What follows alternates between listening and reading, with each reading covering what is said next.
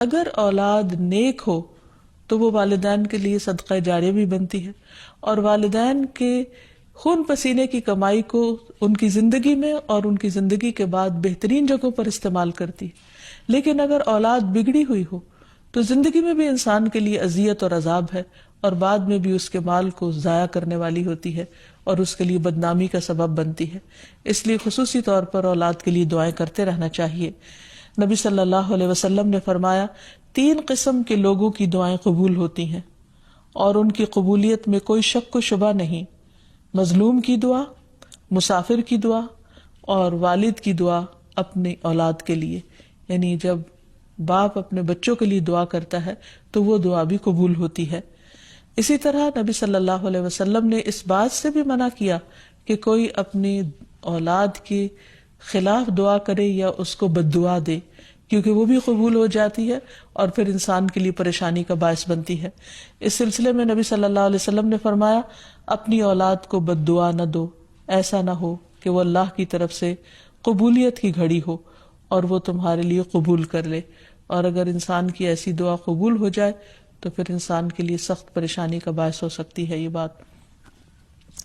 پھر اسی طرح یہ ہے کہ اگر کسی کی اولاد نہ ہو تو اس کے لیے بھی دعا سکھائی گئی ہے، اور وہ دعا ابراہیم علیہ السلام کی دعا ہے، جس میں وہ کہتے ہیں رب ہب لی من الصالحین، اے میرے رب مجھے نیک اولاد عطا فرما، صالح لوگوں میں سے عطا فرما۔ فبشرناہ بغلام حلیم، تو ہم نے اسے ایک بردبار بیٹے کی بشارت دی، یعنی اللہ سبحانہ وتعالیٰ نے ان کی دعا سن لی، اور یہ دعا بہت عرصے کے بعد سنی گئی تھی لیکن بہرحال سن لی گئی۔ ابراہیم علیہ السلام اللہ کے دوست تھے اور مستجاب الدعوات تھے، ان کی دعائیں قبول ہوتی تھی۔ لیکن یہاں یہ بات بھی پتہ چلتی ہے کہ دعا کی قبولیت کا مطلب یہ نہیں کہ جس وقت انسان منہ سے کوئی بات نکالے اسی وقت پوری ہو جائے، اس کی پورے ہونے میں بعض اوقات کئی سال گزر سکتے ہیں، جیسے ہم دیکھتے ہیں یوسف علیہ السلام کے واقعے میں، ابراہیم علیہ السلام اور دیگر پیغمبروں کے سلسلے میں۔ اور پھر ہم اس بارے میں یہ بھی دیکھتے ہیں کہ جس طرح ابراہیم علیہ السلام کی دعائیں قبول ہوئی تو انہوں نے اپنے رب کا اس پر شکر بھی ادا کیا اور فرمایا الحمدللہ الذی وہب لی علی الکبر اسماعیل و اسحاق ان ربی لسمیع الدعاء، کہ اللہ کا شکر ہے جس نے مجھے بڑھاپے میں اسماعیل اور اسحاق جیسی اولاد دی، بلا شبہ میرا پروردگار دعائیں سننے والا ہے۔ اور حقیقت یہ ہے کہ اللہ تعالیٰ پیغمبروں کی بھی سنتا ہے اور پیغمبروں کے علاوہ باقی لوگوں کی بھی دعائیں سنتا ہے۔ اس لیے اولاد کی طرف سے کبھی بھی مایوس نہیں ہونا چاہیے، نہ ہونے کی شکل میں بھی اور ہونے کے بعد ان کی نیکی اور خیر اور بھلائی کے سلسلے میں بھی۔ اور اس میں ہم دیکھتے ہیں کہ زکریا علیہ السلام کی بھی اولاد نہیں تھی تو وہ بھی بڑھاپے تک مایوس نہیں ہوئے اور دعا مانگتے رہے، اور اس سلسلے میں آتا ہے کہ وہ جب دعا مانگتے تو کہتے رب ہب لی من لدنک ذریۃ طیبہ انک سمیع الدعاء، کہ اے میرے پروردگار مجھے اپنے پاس سے نیک اور پاکیزہ سیرت اولاد عطا فرما، تو ہی دعا کا سننے والا ہے۔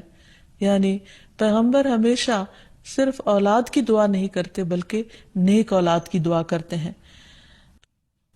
اولاد کا ہونا اللہ سبحانہ وتعالیٰ کا ایک بہت بڑا انعام اور بندے پر بہت بڑا احسان ہے۔ اسی لیے ہم دیکھتے ہیں کہ اولاد انسان کے لیے اگر نیک ہو تو راحت، رحمت، آرام اور چین اور آنکھوں کی ٹھنڈک کا ذریعہ ہوتی ہے۔ نبی صلی اللہ علیہ وسلم حضرت حسن اور حسین کو اپنے پھول کہا کرتے تھے